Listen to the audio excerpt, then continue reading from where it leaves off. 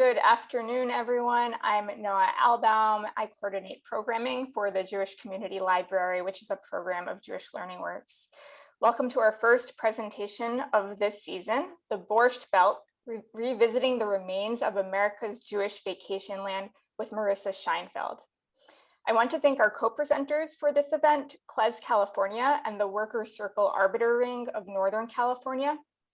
This event is made possible in part by our friend, Dr. Sandra Cohen, and I want to thank all of the friends of the Jewish Community Library who make everything we do possible. I hope that you'll consider becoming a friend of the library if you aren't already, and you can find us at www.friendsofthejcl.org. If you haven't received a program brochure for this season and you would like to receive one, please message me directly in the chat. Because we have a large number of attendees, everyone will be muted by default during the program except for our presenter. You can ask questions in the chat at any point, and I will direct them to our presenter at the end of the program, time permitting.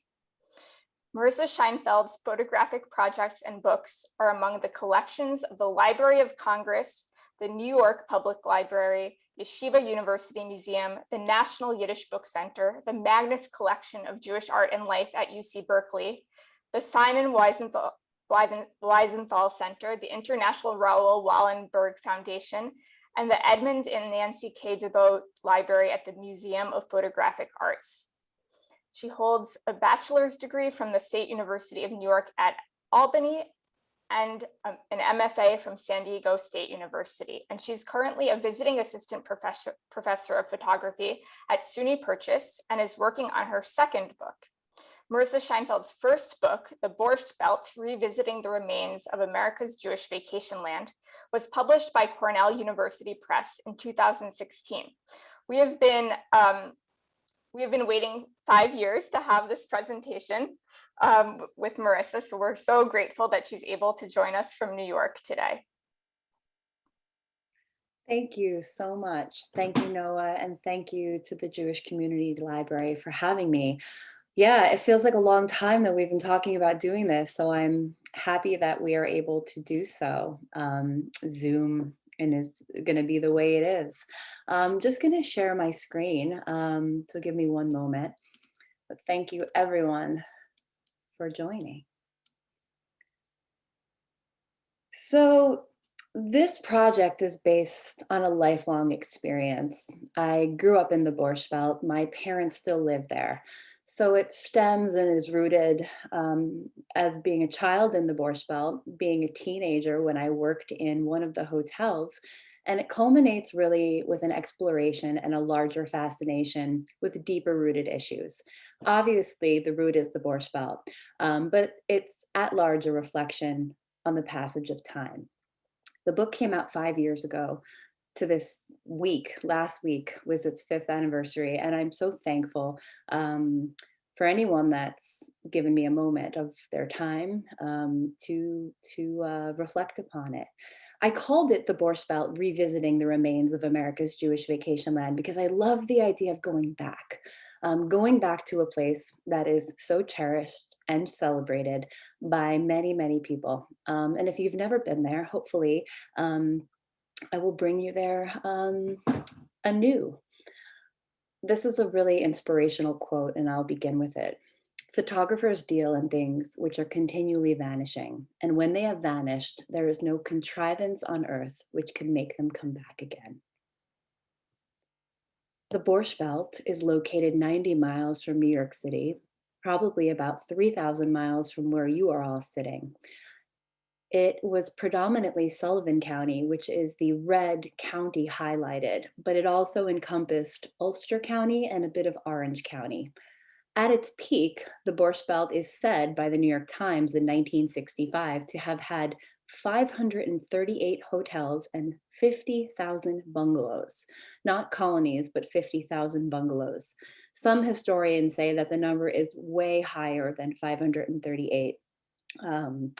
But nevertheless, its proximity to New York City allowed it to thrive. And interestingly enough, its proximity to New York City, as well as an abundance of other factors, are now, at this moment, there is a true renaissance going on in the area that was once known as the Borscht Belt. But among that 538, by the time I started this project in 2011, there were many behemoths, I will call them, these looming creatures of failure and stagnation. Hotels abandoned, bungalow colonies abandoned, really eyesores to many. But I did not look at them as eyesores. I think, you know, the power of photography is really looking at something with a different aperture or through a different vantage point. So the book presents over 50 locations. In blue are the hotels, and in gold are the bungalow colonies that I was able to find. There were many others. Some have been repurposed as meditation centers, rehabilitation centers. There are some that one is a prison, one is a some are homes for people with disabilities. So I was really just looking for the ones that hadn't been touched, the ones that were stagnant, owned, but in this real kind of delayed period of redevelopment. And I'd say this book came out in 2016, October. Looking at this map now, I'd say half of them are completely eradicated, meaning that there's not even a ruin left. There's completely something new that has been built in its place. But this is an image, and we're going to time travel today. We're going to look at the rise and falls of the Catskills, its impact, and its contemporary, and almost the chaos, the luscious chaos that I found in its landscape. But before we go into the future, we will go back into the past.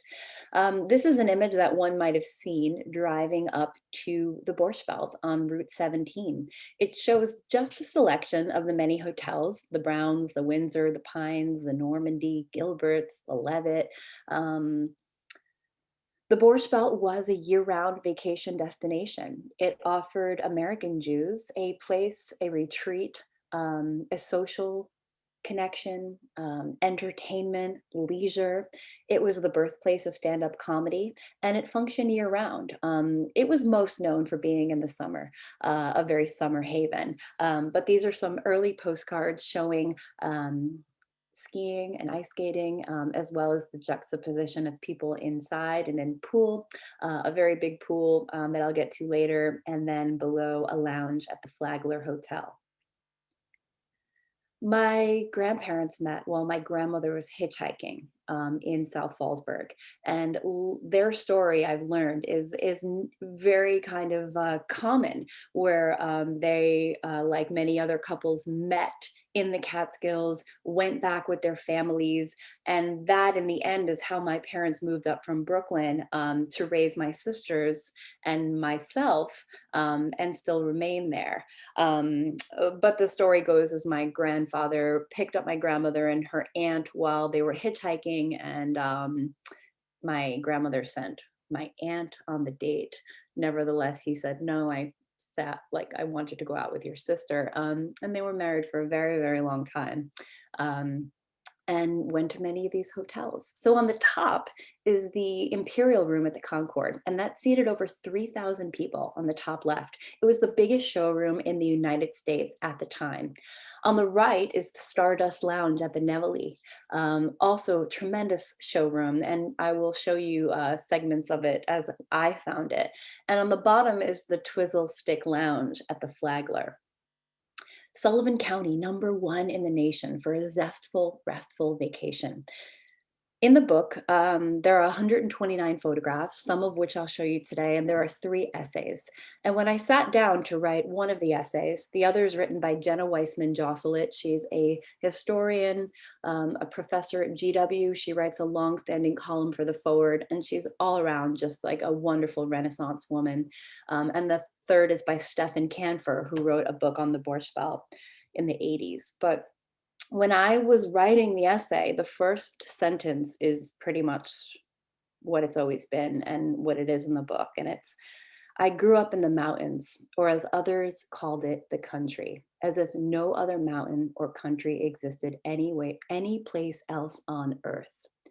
Because for me, and for the stories and even the people that I've interviewed and talked to and my own family members. The Borscht Belt was this epicenter. It was the place. And here we have this #1 in the nation for a zestful, restful vacation, produced by the Sullivan County Board of Supervisors. And anything that I heard about the Borscht Belt, it was always glamorous. It was always full of crowds and people and voices and laughter. And that word fun rings true. So here we have a brochure. It's always fun at the Hotel Zeiger. But even though I knew starting out that there were many like symbols of the Borscht Belt left in the landscape, AKA, if you will, ruins, I really needed to understand why they were ruins and what they were before that, and even before that, trying to piece together this timeline for myself of really understanding the landscape, having only been born in the 80s and really just seen a glimmer of it. And in that point, it was largely kind of declining. So we're going to go really way back. The first people to inhabit that land known as the Borscht Belt, also present day Connecticut, New Jersey, Pennsylvania, the Hudson Valley, Long Island, or the Lenape Indian. They were a very peaceful hunter-gatherer tribe there for many years until they were displaced by German and mostly German and English settlers. This is an illustration that predates the invention of photography, and it shows Mongup Falls. The Catskills were really rumored to be a place of vast richness, and I'm not talking about money, I'm talking about land and really landscape, trees, and bountiful with them. So European, Dutch, German settlers that came in unfortunately displaced the Lenape Indian tribe and created the first industry in the county. I know you're here for the Borscht Belt, but this is my slow build. So the first industry was the lumber industry, and they would cut down, think of a very rocky, rugged, mountainous region, inaccessible except for dirt road. So they would cut down trees, log them down the Delaware River, and these logs built up Philadelphia and New York City. On the bottom is Skinner's Falls, and that is Daniel Skinner. It's a very famous place where people can go in the summertime. And on the top is segments of the Delaware River on the border of Pennsylvania and the Catskills. So what happens is that the natural landscape was soon depleted. Many of the trees had been cut down, and the next industry, right around the time of the Civil War, rose, and they used the bark of trees to make leather goods. And this is a tannery that was run with the water power. But with the tannery came roads and railroads, and finally the Borscht Belt, or the region that was to become known as the Borscht Belt, was interconnected with New York City. The tanneries eventually did decline, and the top is the Monticello Tannery that burned down in 1924, I believe, and the bottom is a Hanford Mills Tannery in 1895. But these tanneries started to set the stage for something new. That was the first wave of tourism that Sullivan County saw. It was not Jews that were coming, it was fishermen, writers, artists, and lovers of nature. And these are early images. The bottom is the Beaver Kill Inn, which is still there on the Beaver Kill River, the home of fly fishing. And the top are illustrations, and if you move clockwise, a couple fly fishing and another gentleman fly fishing. This is a very impactful painting in American landscape history, the history of American painting. And this is by Asher Durand. It's called Kindred Spirits. It depicts Catskill Falls, or Catskills. And there are two people contemplating at the edge of this rock, looking out into this vast wilderness. There's a lot of different memento mori and icons in this image. Really just talking about the mutability of things, what we can understand, what we can't about nature and the universe and really ourselves. And the Catskills has long been an inspiration for many, including myself. Around 1900, this is an image of the casino, Like most of the US, Sullivan County caught railroad fever and boosted by the railroads, that tourism trade that began with visits by fishermen, artists, and writers began to blossom. Once a very desolate and industrial region, Sullivan County became a tourist destination. It offered fresh air, clean water, local produce, and entertainment. And this is an early postcard, Greetings from the Catskill Mountains. It's technically a little bit northern of Sullivan County, but it is kind of showing a funny smorgasbord of things: pretty girls, good hunting, elves, which I've yet to see, freshwater fishing, bathing, winter sports, and all of this interconnected, like beautiful landscape of the Catskills. This is a postcard from 1907 at the Regatta in White Lake. One of the things that was really interesting to me was the visual timeline that I began to piece together to really see the build of the Borscht Belt. There's a wonderful archive housed at Brown University, and it's called the Catskills Institute. And it's where I was able to download, and one can do this, any of you can do this, search and download anything that you wish that's related to the Borscht Belt. Around the 1920s, many sanitariums sprung up. On the top is the Loomis Sanitarium in Liberty, and the bottom is the Workmen's Circle Sanitarium. The sanitarium were for people afflicted with tuberculosis, and the idea was that you would go up to the Catskills and symptoms of the disease would be alleviated by breathing in fresh air. Locals despised that the region was becoming known as a haven for the sick, and there was a ton of pressure put on the sanitarium owners, and all of them eventually closed. At the time, besides tuberculosis, the polio epidemic was rampant. This is a mother carrying her children, a child, to an ambulance who had polio, and people were told to avoid large crowds, um, swimming pools, public places. So what you have is this kind of area that's been tapped already by a certain group of tourists that now many of those early hotels close due to lack of interest and lack of crowds. You also have magazines being distributed in this country, one like this called Jew Jokes, 1908. In the first half of the 20th century, discrimination against Jews was widespread. Anti-Semitism at the time affected employment, social club membership, and vacation access. This is a beautiful watercolor, as well as watercolor paper pamphlet with photographs from 1910 at the Craigsmore Inn.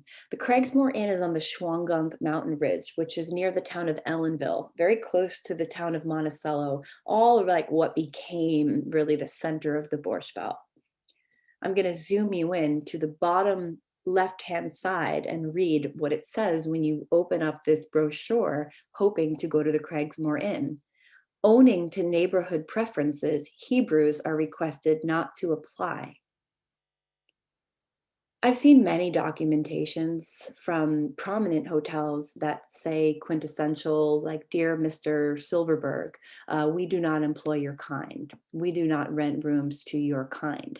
And it's truly unfortunate that there is so much hate that still continues in this world. And at the time, Jews as well as minorities were banned. So what you have really is this Jewish immigrant population that was coming to America. Um, and they had a desire to experience an American lifestyle, but they were pushed away because of their beliefs, because of who they were. So Jewish investors realized, and entrepreneurs, that there was this untapped resource 90 miles away from New York City that had railroads going to it, that had buildings and structures, and they began to purchase properties in the regions, specifically small farms, boarding houses, and small hotels. And this is the O&W Railroad Station and the Lennon Hotel, which is actually still there. I think I have some photographs of it. Greetings from Sullivan County. And here we move into the Borscht Belt, really built on the premise of anti-Semitism, where Jews wanted to create their own safe haven. 538 hotels, and you got to start somewhere. So this is Grossinger's. This is the original farmhouse at Grossinger's. The Selig family acquired it. The land was not that great for farming, so they soon realized that they could supplement their income by taking in boarders who came up to the Catskills for the beauty. This is the original main building that morphed, as well as the original staff at Grossinger's. Grossinger's had its own zip code. It had its own airport. It had an indoor, outdoor, Olympic-sized pool, one that you see here. It had everything. That was its slogan. Grossinger's had everything. And this is an aerial view of the hotel. It was the place to be and to be seen.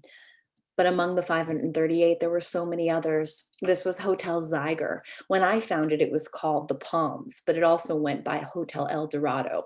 And each hotel had its own style, its architecture. They all cater to a different scene, but they were also competing with each other for the best food, the best nightlife, the best amenities. This is the Concord. When I was a child, my grandparents used to go to the Concord. They owned a condo near a hotel named Kutcher's. And at the time, the Concord and Kutcher's were really quite empty in the mid 80s. But I remember as a child running up and down these blue steps, because at the top there was a card room, and my grandpa was a card shark. When I found out these steps were actually not really built for walking up and down, they were built by a man named Morris Lapidus, who built the Concord, Grossinger's. He also built the Fontainebleau, and many hotels in Vegas. And he built these just to walk up, down, and down, so people can just make an entrance in the lobby. And often there would be a photographer at the bottom waiting for you to make your photograph. But I just remember like running up and down like a little maniac. This is the Falls view. One of my favorite postcards. It shows the landscape, it shows the architecture, and it shows the communal setting of the Catskills. This is the Olympic pool and poolorama at the Laurels. I once met a manager at the Laurels, and he said their secret slogan was "Go to the Laurels and lose your morals." It was a singles hotel, as the Catskills really did offer many different kind of shades of experience, from singles hotels to family-centric, kosher, non-kosher, kosher style, 5-star, 4-star, 3-star, and even something called kuchelanes, which was really you rented a room and you had a communal kitchen. It means cook yourself, kuchelane in Yiddish. This is the new indoor pool at the Laurels. What I love about this is that a friend of mine opened up my book after it came out, and she pointed to that guy in the green parka outside, and she said, "That's my dad." And her dad had passed, and she started crying, and so did I. And he was pulled into the photograph. He was working at the hotel at the time. So it's not lost on me how many people are connected to this area, and how those connections just last almost like endlessly in a way. This is the Brown's Hotel, famous Jerry Lewis Theater, 1968, with its beautiful red curtain, and you can see the crowds packed to the nines. 1953. I love this because it's so staged. You have this girl wearing high heels at the pool, and this guy talking to her. And in the back, there's a man making a photograph. And in the book, Jenna Weissman Josselit writes a really eloquent essay, but it's also witty. And one of the things she says is photography in the Catskills was like cream cheese to bagel. They just went hand in hand, because why do we photograph? We photograph to preserve, to document those moments of our lives, especially vernacular photography. Back then was so existent because of the printed out photograph. Now it still exists, but it exists in a very different digital swiping form. But the printing out and the looking at the experience of photographs was really part of the Catskills. This is Lou Simon Says Goldstein at Grossinger's. He was what was known as a tumbler, sort of like an MC. He would be the guy that would have the loud voice that would get you off your feet to play Simon Says, but also do all of the other activities, and really be like the one, like the center, the host. I was lucky enough to befriend his late wife, Jackie Horner, who was a dancer at Grossinger's. She has a very interesting story because she helped to write the screenplay for Dirty Dancing. Parts of it were modeled after her life. This is the dining room at Kutcher's by Ken Reagan, photographer for the New York Times. I can talk about this photograph forever because there's so much going on, but I'm going to start on the left. You have this girl sweetly looking on with the rimmed circular black glasses, smiling, and then this gentleman blowing his nose. Then you have these two ladies looking like they're handshaking or passing something, and then the man in the middle is like choking on his food, and then there's a guy in the corner just kind of ignoring them all and eating. And they're all sitting at table 89, which is bountiful of food because the Borscht Belt was an all you can eat experience where it was gluttony to the extreme. It was really the all you can eat model that cruise ships and many other places had adopted. And you could send anything back that you didn't like and order 5 steaks and, send them all back. And although I never ate in a Borscht Belt dining room because my grandparents kind of hung out there. We weren't guests. We lived in the area and we walked in. I've heard so many stories about the food, and people either loved it or they loathed it. This is just the staff in the dining room at Kutcher's. So, it's really just a note to point out that there were so many people who made their livelihood, paid their rent, paid their way through college, paid their bills.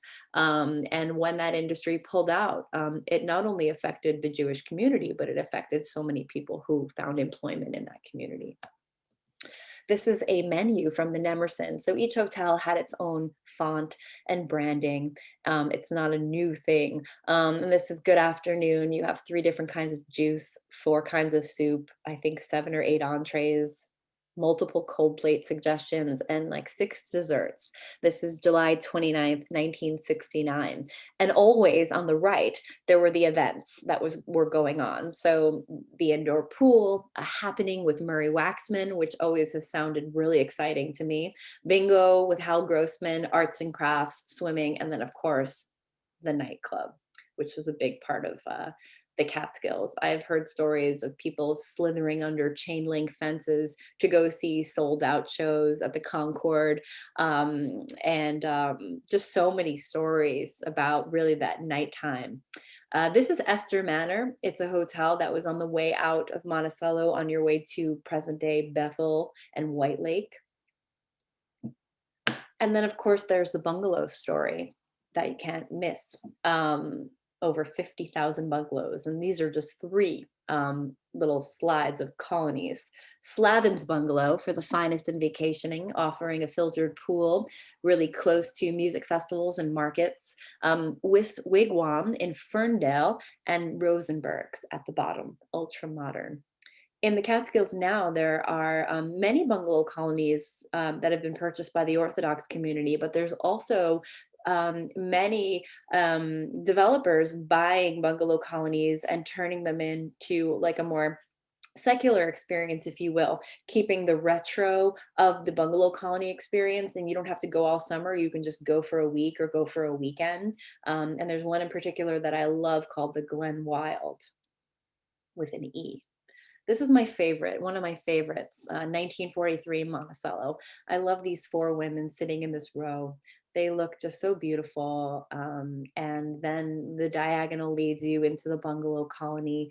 It seems like it's just a quintessential beautiful summer day in the Catskills. These are my grandparents, my dad's parents in the Catskills, the ones that met while they were hitchhiking. And this is them up in the Catskills one summer. And it was really a joy for me to look at my own family history well before I was around to see, and hear all these stories. These are my mom's parents.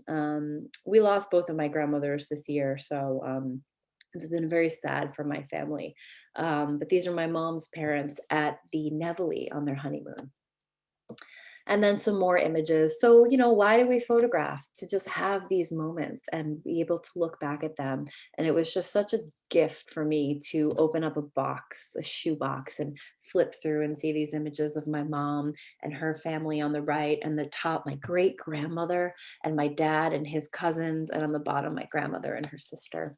And just more images just to kind of pinpoint my personal experience, even though this is a widely collective place. That's me in the little swimmies right there in a Borscht Belt hotel. Oh, sorry, I went too fast on that one. And this is me with my grandfather. Before the pandemic, I was fortunate to do so many talks, and I would often be sitting at a table, and always someone would come up to me and say, "You're too young to know anything about the Borscht Belt." So I really did need to know my history, but this is my proof that I was there. And this is me around, I'd say 7 or 8, on the lake at Kutcher's with my grandpa Jack. This is the best. This is called the Take It Easy. It's for the visitor to the Catskills who's too busy having fun. So they just check items as desired because they're having so much fun that they don't have time to write. So, dear sweetheart, I am lonely. This place here is rainy. I do lots of thinking of you and reading. I need kisses and cash. Business is slow. I wish you would write oftener. I miss you and I will be seeing you. So many postcards, the same model, the Take It Easy, Dizzy correspondence card. They always had an illustration, but they were from different towns, and this one's from Swan Lake, New York. Oh, yes, Paul Newman. So, can't really talk about the Borscht Belt without talking about the celebrity presence that graced its terrain. From Paul Newman with the Grossinger's t shirt to Eddie Fisher and Elizabeth Taylor. They got married there, but not before he married Debbie Reynolds, his first wife, at the same hotel. I'll never understand why Liz agreed to that. Duke Ellington playing the piano, Sammy Davis Jr. Hanging out in one of the showrooms, Louis Armstrong, and again, that's also Eddie Fisher down there because he was discovered there. This is Eleanor Roosevelt and Jenny Grossinger, the matriarch of Grossinger's. And on the right is Dr. Martin Luther King at a rabbinical conference at the Concord. So besides the celebrity figures, there were so many important cultural, political figures in the Borscht Belt. This is Golda Meir in the dining room at Grossinger's. Besides that, there was also a huge sports presence in the Catskills.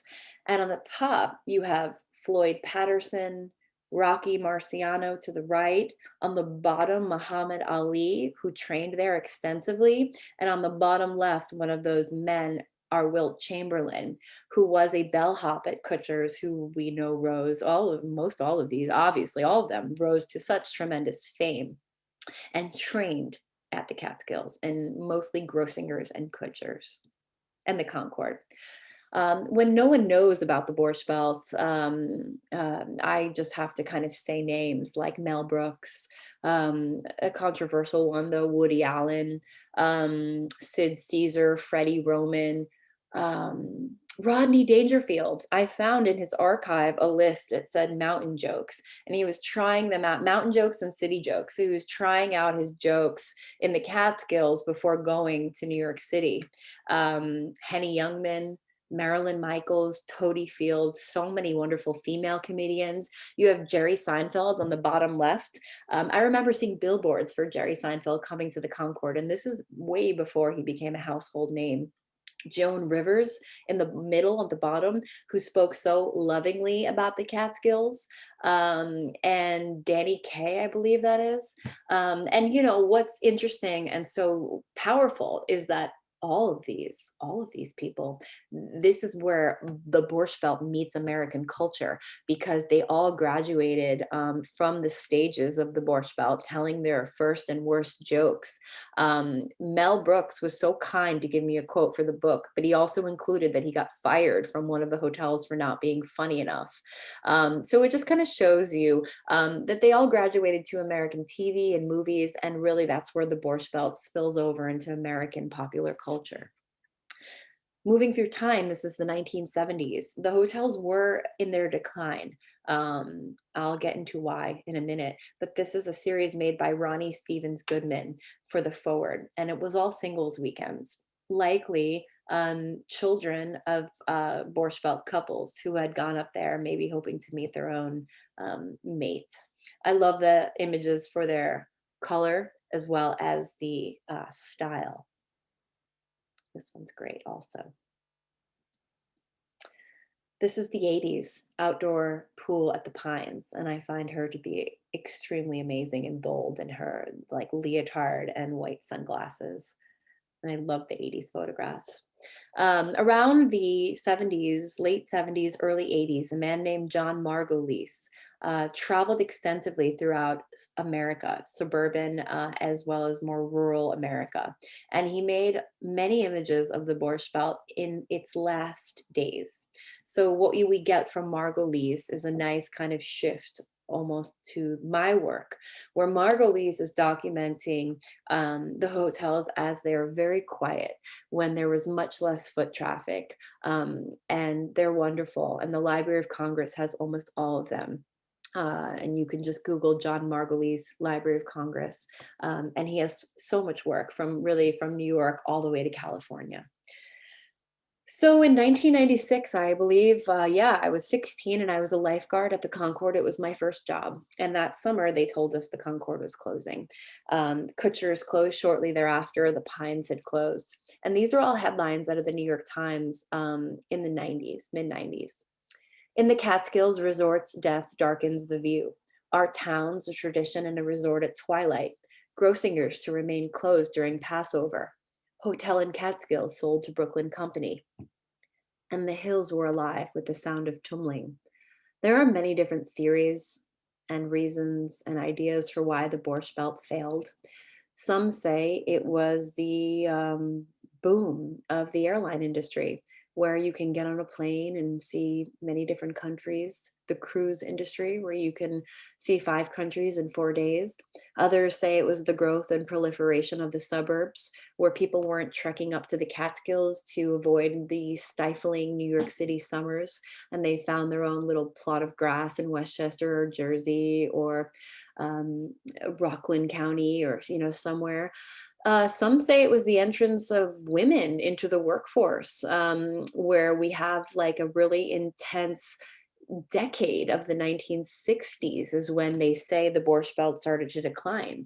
So you have women's lib, sexual revolution, civil rights, Vietnam, Woodstock, and historians say the Borscht Belt started to decline in 1965.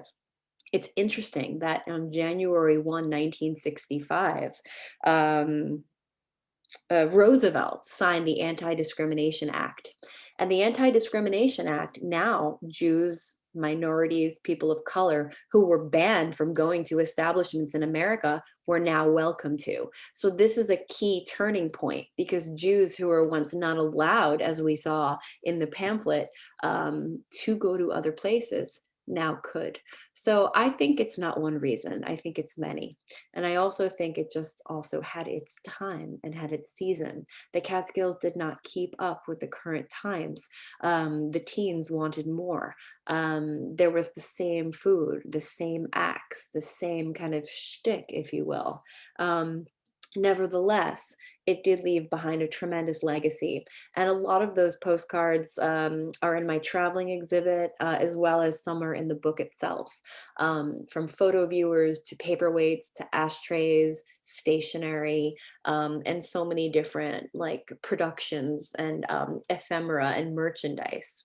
The Catskills has also been so widely written upon, from Stephen Camphor's book on the top, who contributed a really nice essay in my book, to books by John Conway and Irwin Richman, historians in their own right.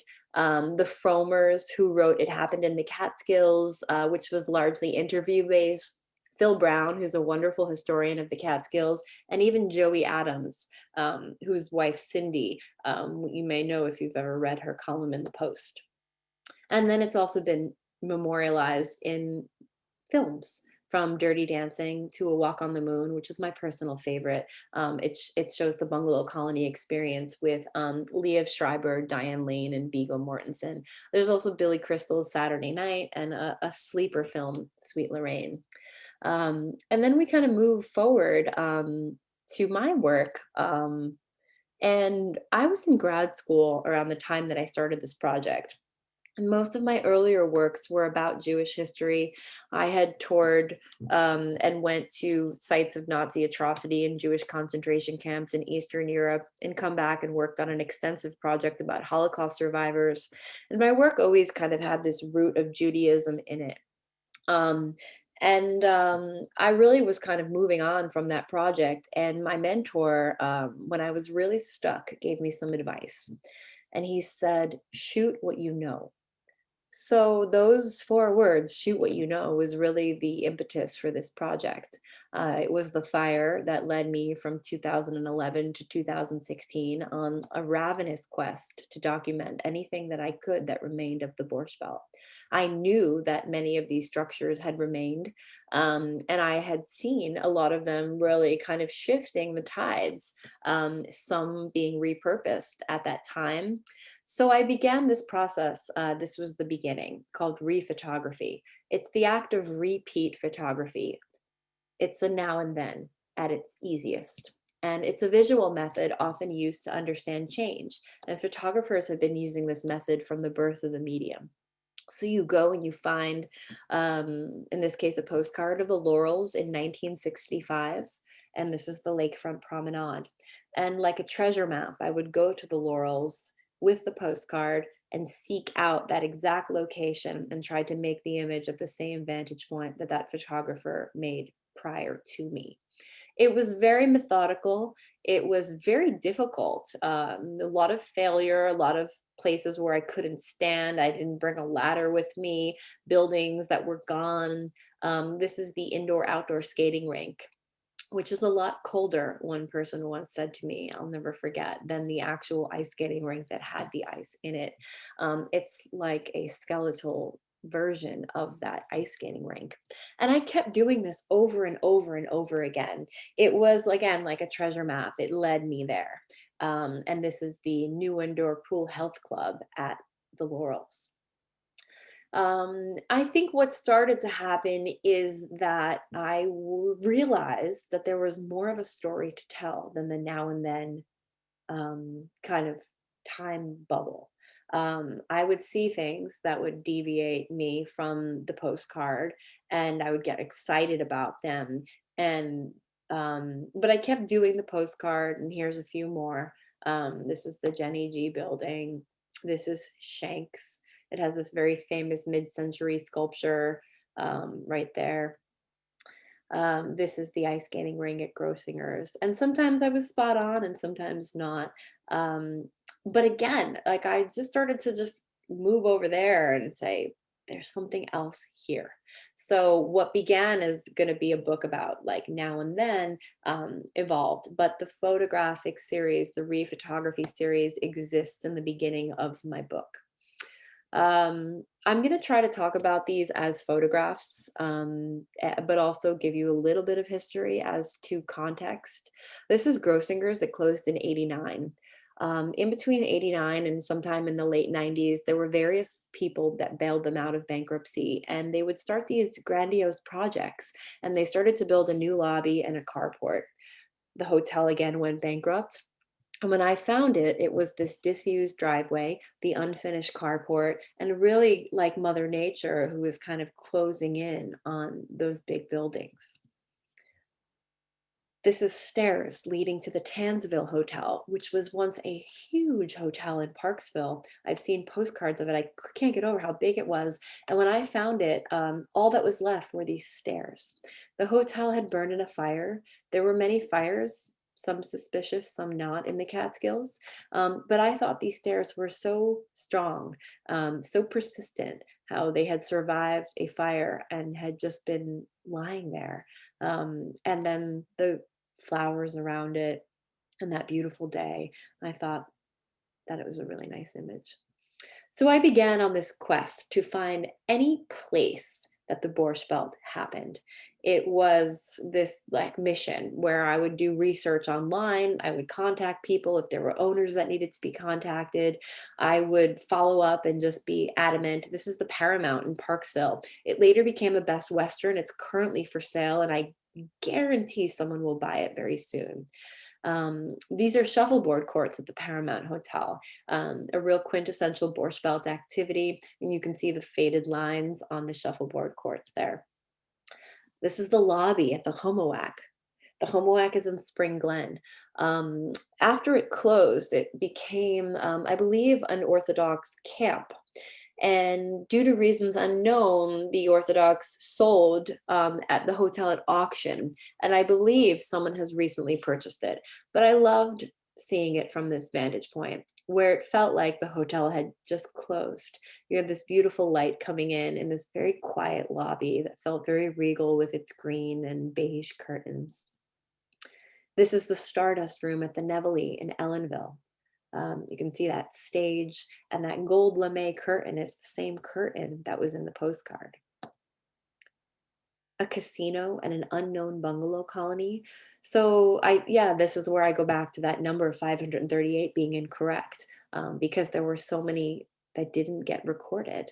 Um, at a book talk once, one of the descendants of the Concord Hotel was there, and I'm always very nervous when someone from a hotel, a family comes, because I never know what they're going to think. But she thanked me, and I was really gracious about that because she said we always thought they would be there. Um, and I think photography in itself is really an act of preservation, no matter what the place or it looks like. This is a guest room in the Paramount, devoid of the beds, but those two little lights indicative of like American travel and reading at night. And you can even see me. You can see my hands and the camera like holding it up.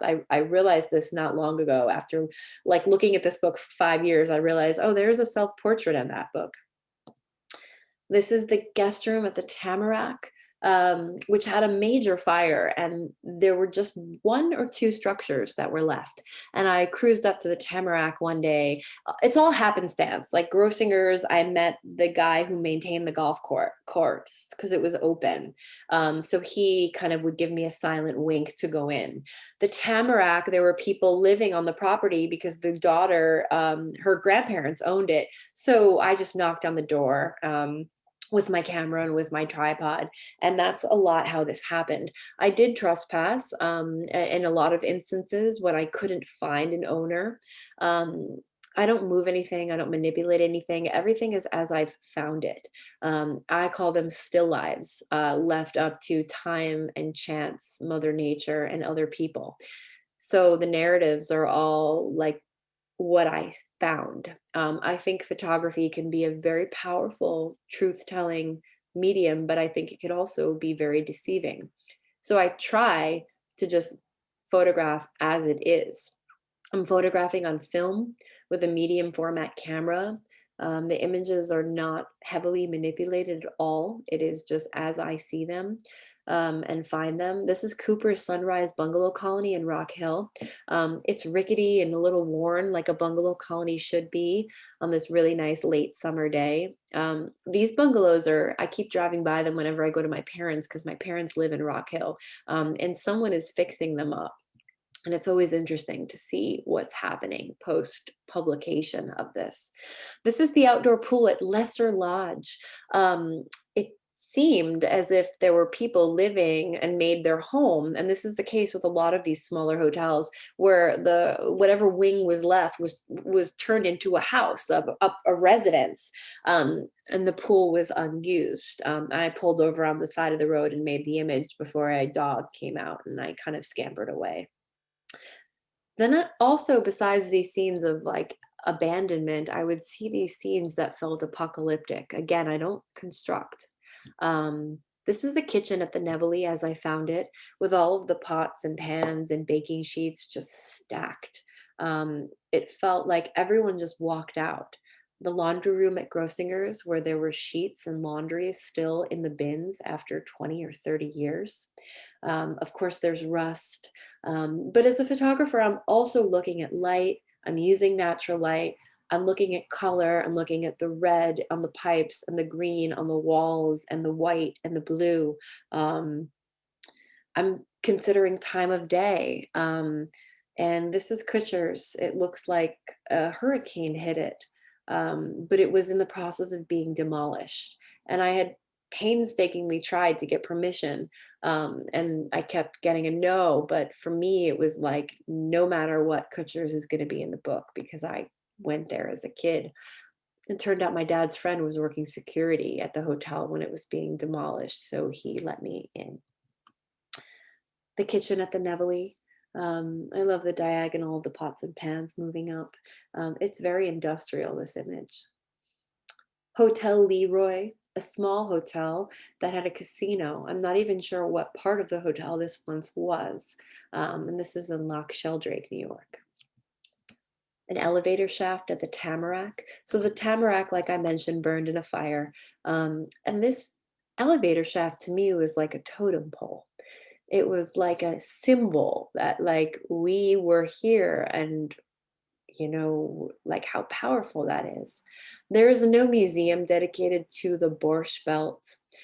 There are people who wish to create one, but the fact is that there is really truly nothing. There are Jewish museums, of course, and wonderful Jewish museums around the country in many cities, and libraries, of course, but when you have there's nothing specific to the Borscht Belt.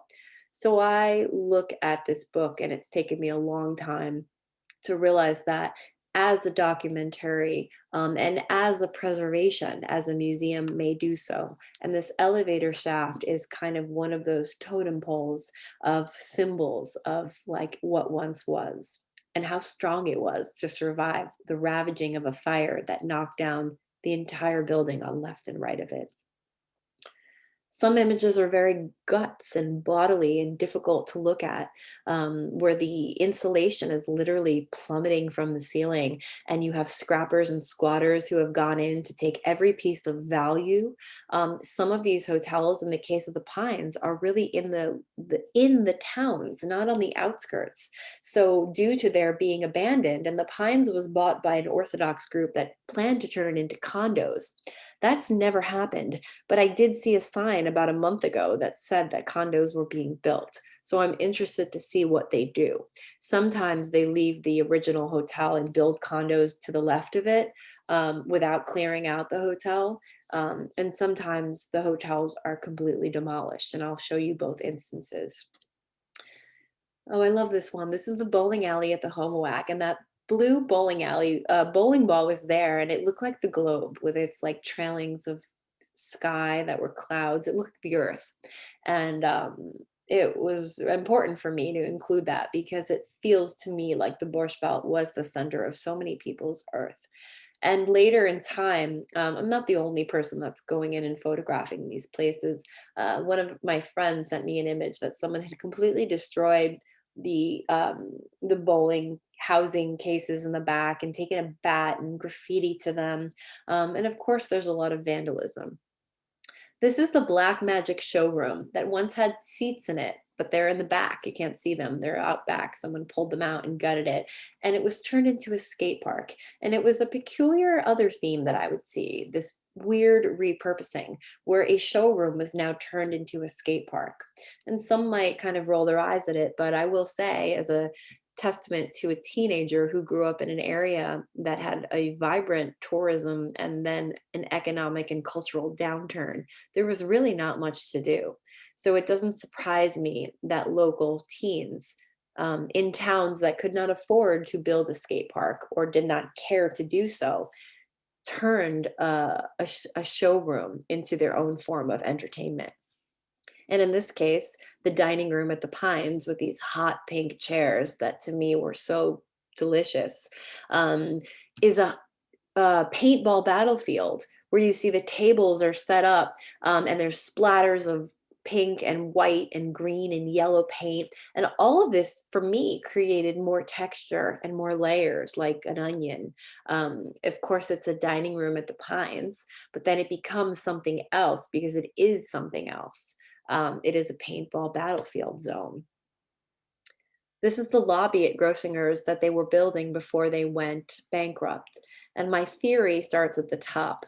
They built this structure and they started painting it that peach, that very 1980s peach color. And the rest of the walls were spackled, but it stopped at the top because the hotel closed. And you see graffiti artists went in and finished the job for them.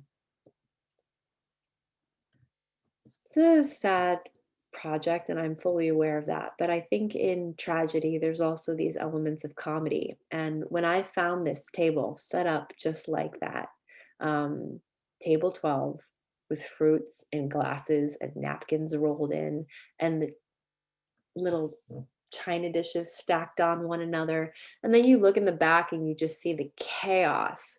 I couldn't help but just like laugh at moments and just find it so ironic at times. This is the ski chalet at the Nevele. Finding all these chairs facing one another, to me, it felt like a conversation was happening, or like a conversation just happened. And it's like the backs of the chairs are like all these heads facing another. And of course, I love the blue and I love the red and I love the carpet. And then you see the bird who has shed their feathers, kind of showing this cycle in this really beautiful room at the Nevele. This is the indoor pool at Grossinger's. This was the one that I showed you in the postcard. This is one of the ones that just breaks my heart because, again, going back to the museum, besides not being, there not being a museum, there are no historical markers in the Borscht Belt at all. I am moving on from the project in a sense that I'm working on another book, but I can't move on because I know that those markers don't exist. So I am slowly trying to work with someone to put markers up. So this whole building was destroyed, and it really should have been a historic deemed building built by one of the most prominent architects in America, and just an unbelievable architectural gem. And it makes me think about ruins also. You know, ruins we think about as places like in the Middle East or Tibet where we trek and they're thousands of years old. And these are modern ruins in America, discarded, you know, in many ways by us, by the Jewish people. But we had our reasons, right? The world kind of shut us out, and then the world let us back in. So we fled the Borscht Belt. This is the Persian room at the Pines. And if you look in the back of the image, there's that red curtain, and it's super lush and so intact. But as you move outward, you see the insulation and the doorway that's peeling, and the marking of paintballers and graffiti artists. And then at the doorway at the bottom, you see Mother Nature, who is sort of my next theme, who's really just swallowing up the Borscht Belt and reclaiming, I guess, what is rightfully hers. This is the palms, and all of the letters P, A, L, and M were completely covered except for S. Right now, you would never know that the palms existed because there are condos on that land. And there are so many stories with all of these hotels. The Shirelles, Jane the Americans, Janis Joplin played at the Palms. I once heard a story, it's a good one. People were on their way to the Raleigh Hotel to see a band. And apparently, you know, back then there was no Twitter, no cell phones and text. This guy told me they ended up at a gas station and some guy pulled up in a car and said, "Oh, the band canceled. And the fill-in band is a band that no one knows called Led Zeppelin." So it kind of just shows you, you know, Led Zeppelin is the filler band, and so many kind of like all these little stories that are just show you, you know, Fleetwood Mac playing in its early days, and this is the greenhouse at Grossinger's, which I think is just as alive and vibrant as when it was growing its own herbs. It was just untamed and wild. Stairs leading up to the Pines Hotel, one of the major showrooms from the pool. We saw this when I was talking about the girl in the leotard with the white glasses. This is where she was standing. and those stairs like zoomed in where you can't really tell where man-made astroturf and the mother nature made, like where one ends and where the other begins, but it feels like mother nature will win. This is the outdoor pool at the Pines, which was no longer a pool, but due to time and seasons and change and wind and people throwing dirt in and water and rain, this had become a pond, and there were fish and frogs swimming around in it. And someone threw that blue chair in, and that blue chair just bounced off of the rim of the blue pool and the blue sky. And that was my image that day. The lobby at Esther Manor. How long does it take for something to happen like this, for moss to cultivate on a floor? You know, there has to be so many things that happen before that. And these buildings have just been like compressing and contracting and expanding over time, and shifting. And, you know, the Borscht Belt exerts this powerful hold on American Jewish imagination. And I think the project has this tension between history, but then also nature or Mother Nature.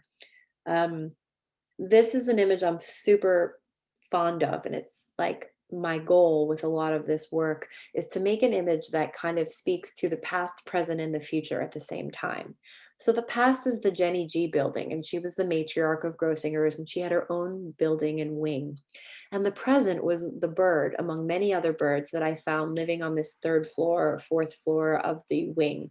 And it was like a sanctuary for birds. Most of them had flown out when myself and I think my I was dating my husband at the time, and he came with me.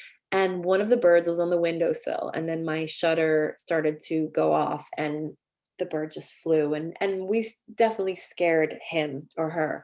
But I love how it's in flight. And on the ground, there was a fire that someone started, but you see that beautiful little leaf growing out from the ashes of that fire, almost like a rebirth.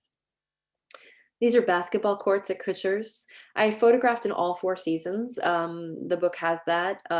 It was a place for all four seasons. So the seasons also played a role in the light and the colors and the textures that I would see. In this case, you can see tracks of animals running across the basketball courts. And I love the wrapping of the red and the blue sky and the white and how that all looks together. These are basketball courts at Breezy Corners. When I was driving by Breezy Corners that day, there was a demo crew, and usually I ask, but I felt that, oh, they're a demolition crew. Maybe they weren't going to really be nice. But something told me to ask, because with photography, it's all about light. And I loved the lighting that day. It was gray and a bit overcast, and it was really nice because you can see a lot of shadow and detail. So I walk into the construction trailer, and serendipitously, a friend is sitting in there from high school who was working on that crew. So they gave me a hard hat and they allowed me to photograph Breezy Corners that day, and it was completely demolished that afternoon. This is the White Lake Mansion House. It was one of the first hotels to be built in the Catskills, like in the dawn of the tourism wave that became the Borscht Belt. And you see these kind of like scattering of this bird and feathers. When I made this image, I knew this was going to be the cover. It speaks to a vanished world, and what that world was, which was this real kind of like vacation destination for those who had the luxury of being able to afford it. This like place of peace and joy, post World War II, which was a horrific time in Jewish history. And we have this post World War II America, which is just a, you know, for many, such a beautiful celebrated moment. And the Borscht Belt was that moment. But of course, the moss has cultivated on the carpet. And this is the cover. I never knew what I would find, so that's why this project was so engaging. I go back many, many times to a place, not just once. And this is sometime in the spring when you can see the floor had like ice on it, but there was a plant that had grown up through the foundation. This is the second floor of this structure. It had grown up through those porcelain tiles and was like this skinny little plant. It was surreal.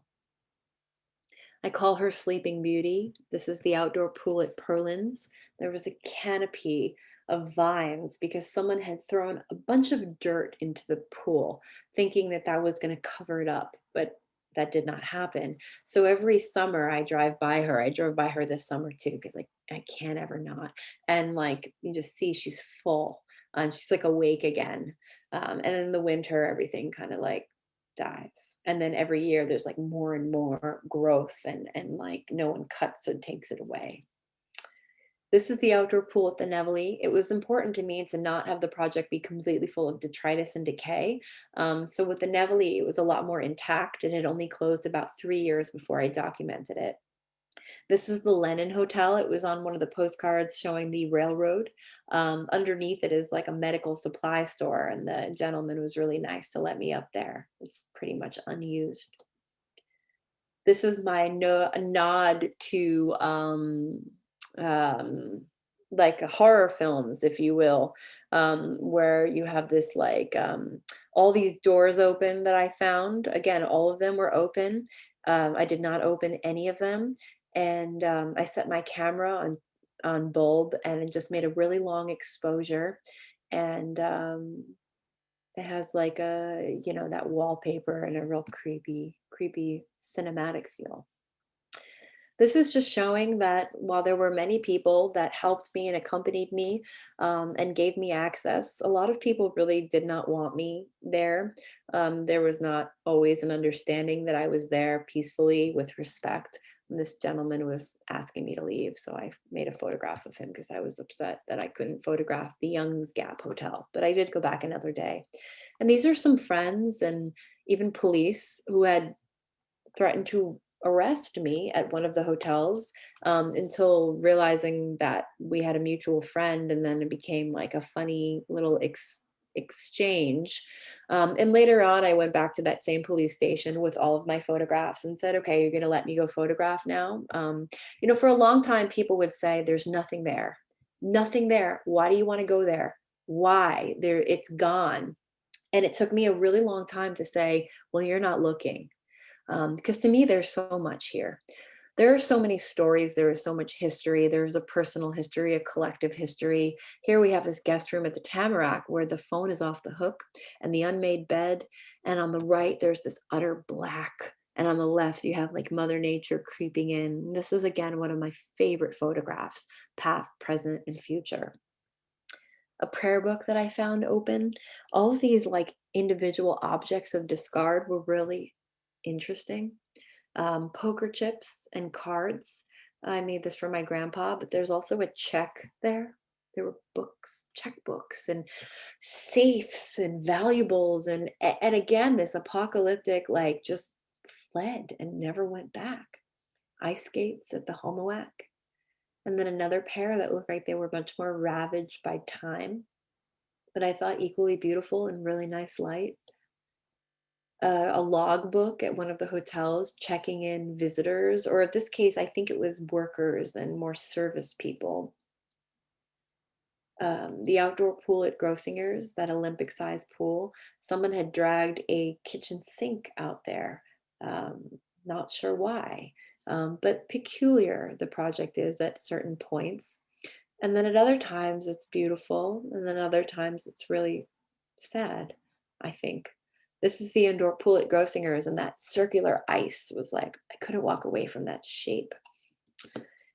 This is the Browns, which had a mysterious fire. At the time, many people were living there. They were condominiums, and there are still lawsuits going on with the Browns.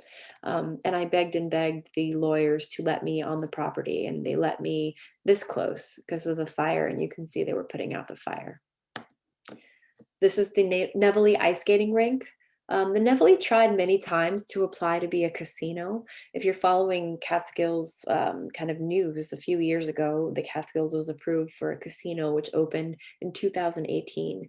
It closed for a while due to the pandemic, but has recently opened. And the Nevele, unfortunately, because it was not approved, has tried to become a minor league sports center, and a bunch of other things. And I have heard, well, there is a renaissance in Ellenville going on right now, huge renaissance. So I have heard that there are groups of people trying maybe to acquire this hotel again. And it would be wonderful because this building is still there if they could preserve things. This is the Breezy Corners bungalow colony that got knocked down that day that I photographed it. The Revolution Room at Breezy Corners, where now sits the casino. You can see they were building it in the back. The Concord,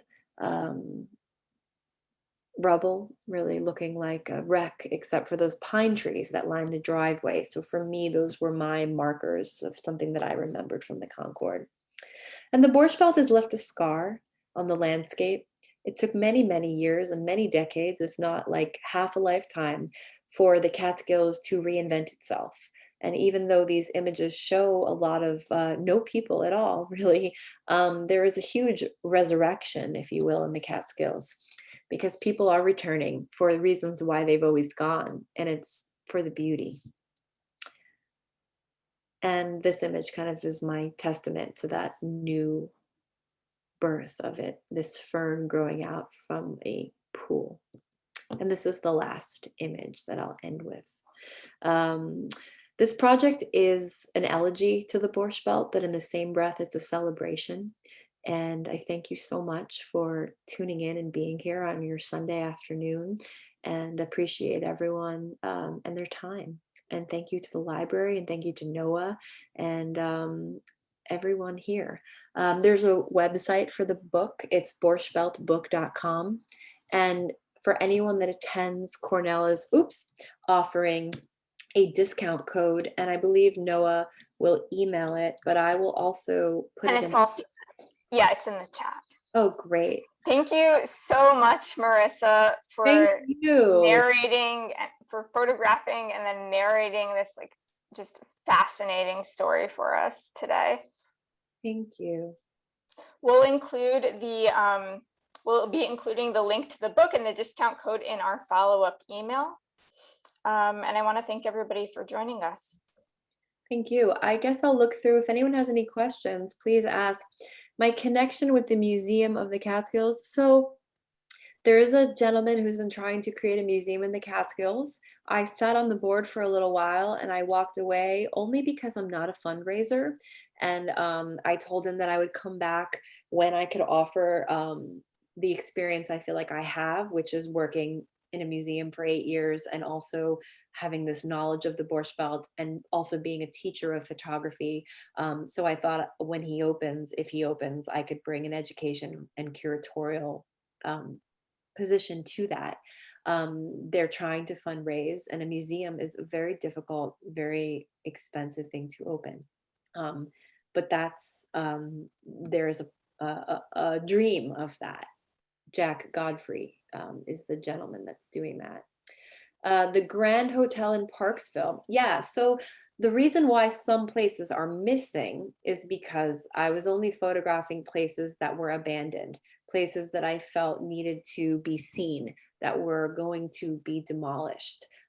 So many halfway houses, rehabilitation centers, recovery centers, prisons, hospitals, homes for people with disabilities that were once Borscht Belt hotels are not in my book. The book is really the empty ones that I found at the time. Yes, tons of bungalow colonies are owned by the Hasidim, and there are issues there with a misunderstanding of the local people to the lifestyles of the Hasidics. And yes, there are major issues with the tax laws in New York State, as well as the ashrams and religious centers not paying taxes. There were a couple of questions earlier in the chat. Please. Oh yeah, please. I can't see the chat when I'm talking. But thank you everyone so much. I see some really beautiful comments. Kles Camp. Yep, I've heard of Kles Camp. So Judy Konevsky asked earlier about the hotels and whether they were kosher, as one of the menu that you showed us was just vegetarian food. So some were kosher, some were not, some were kosher style. There was one hotel in my book that is actually just a vegetarian hotel. It was specifically built in the 20s for vegetarians. So there's a real mixture of things going on, not just kosher hotels. And David Fisher asked about if there are hotels that are still running there that were part of the Borscht Belt. So the Raleigh is open. It's a completely Orthodox Frum hotel, but it is open. And that was an original Borscht Belt hotel.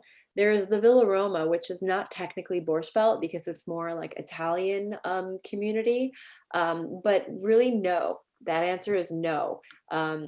Largely, there are dozens of hotels that have opened in recent years. For example, there was one called the De Bruce Inn. Actually, I lied. The De Bruce Inn used to be a Borscht Belt hotel and now is recently reopened. And they have Ralph Lauren recently shot his campaign there. So there's a huge renaissance going on in the Catskills. And there are a lot of older boarding houses that are being repurposed. So not like these huge hotels, but maybe 10, 15 room boarding houses. So there's a lot of different hotels, like Canosa Hall, Arnold House, so many hotels. Sullivan County has a really wonderful visitors page now with just listings of hotels, bungalow colonies, and Airbnbs.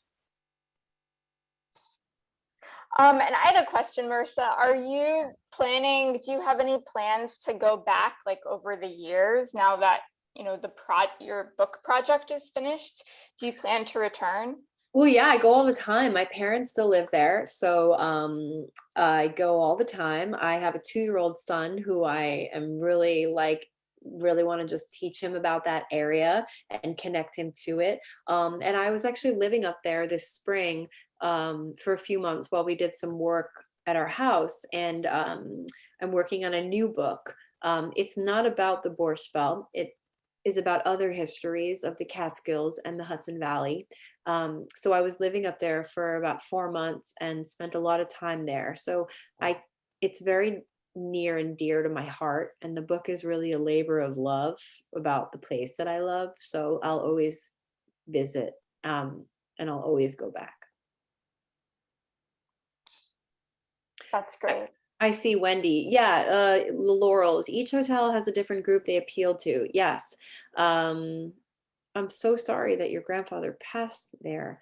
The Flagler is now Orthodox. The Laurels is abandoned. Each hotel had a different kind of group that they catered to, whether it was singles, families, people that wanted to be solely kosher, people that were okay with a kosher style, people that wanted to go for shows and like entertainment would go to the Concord, people that wanted maybe a little more like woods would go to the Laurels. It's on like like a lot more like woods and lake. So it's really just a mixture of kind of like what you want from your vacation. I saw someone wrote, I'm glad Marisa found a vehicle for her photography, but for those who were there, it's so depressing. It is depressing, Amy. It's depressing for me. I was there too. And I think it's bittersweet. I think the book has a pathos that runs through it that is sad. And that's undeniable. I don't even try to run from that. That is what it is. And that's why I call it an elegy. But sometimes with elegies, when there's a passing, we mourn, but we also can celebrate. And the book is a celebration of that, at least for me.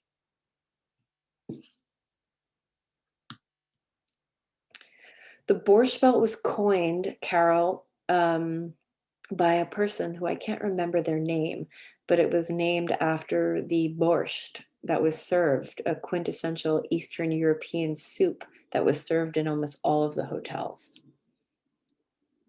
It must have been like the Bible Belt. Like there's all these names that were evocative of what was going on in the landscape. Your honeymoon was at Grossinger's, Maxine. That's amazing. You have the cookbook? Always hold on to that. I bought it on eBay about a year ago. They have it on eBay, Jenny G's Grossinger's cookbook, and it has great recipes in it. Yes, bungalow communities that, yes. So there were a hotel that catered to leftist furriers, and it's in the book. It was called the Fur Workers Resort, and it's in the book. I couldn't show you every photograph in the book, but the book has 129 images. It has 3 essays. It's a lovely coffee table book that Cornell published a few years ago, 5 years ago, actually. Again, thank you to Noah and the library and Howard, and thank you to everyone for being here. Yeah, Thank you so much, Marisa. Take care, everyone. thank you.